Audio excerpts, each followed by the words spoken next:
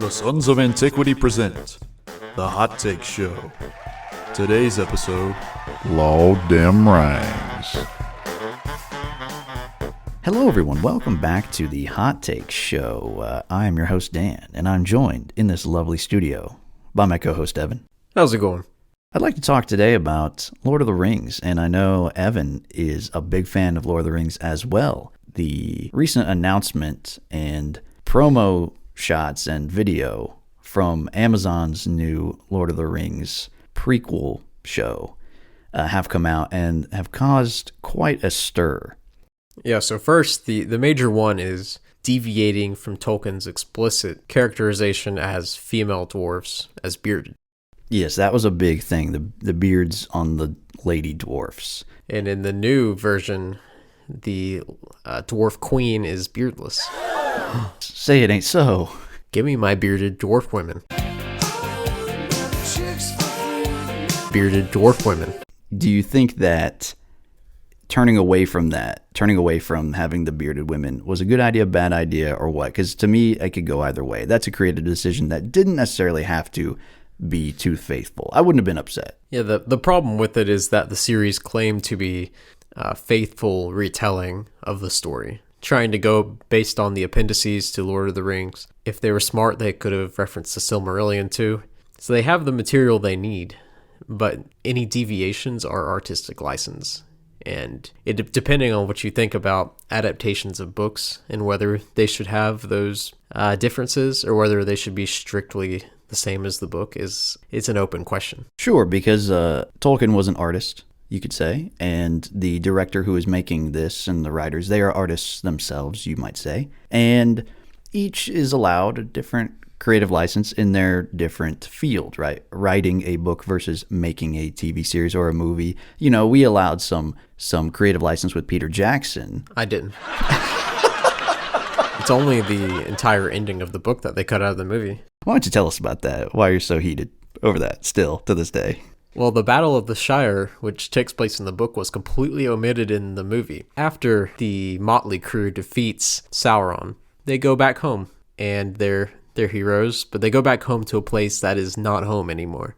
It's been taken over by the evil wizard Saruman. And it's a great scene where these four hobbits that went through so much, they're just such a level above all their other hobbits that it's ridiculous, and they're able to claim the Shire back for the hobbits. Yeah, they go in to kick some ass, right? Yeah. But in the movie, it's just they go back to a peaceful place that was never corrupted. I understand for timing reasons. Yes. I guess they had too much of that already. And it was already, when you look at the extended version, like a 9-hour total thing. What's the problem? I agree. I would have watched the 20-hour version. Me too.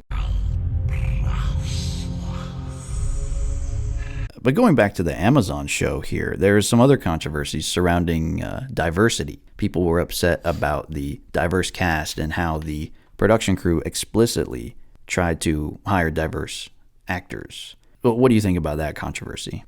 I don't think it's a matter of not wanting people of color to be hired as actors. I think it's just being faithful to the original, which Tolkien gives the skin colors of all the races. So, you know, the elves are light-skinned, and the dwarfs are, like, pretty light-skinned, too.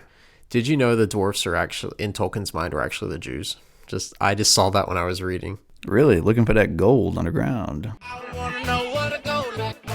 I want to go. Give me the gold. Most of the good guys, quote unquote, or who are part of the Fellowship, even though they come from different races, dwarf, man, hobbit, elf, there's a bunch of diversity there, but they all manage to put aside their differences and their feelings of ill will and distrust in the beginning and form a fellowship that does this great deed, this heroic deed to save all of Middle-earth. I will take the ring to Mordor.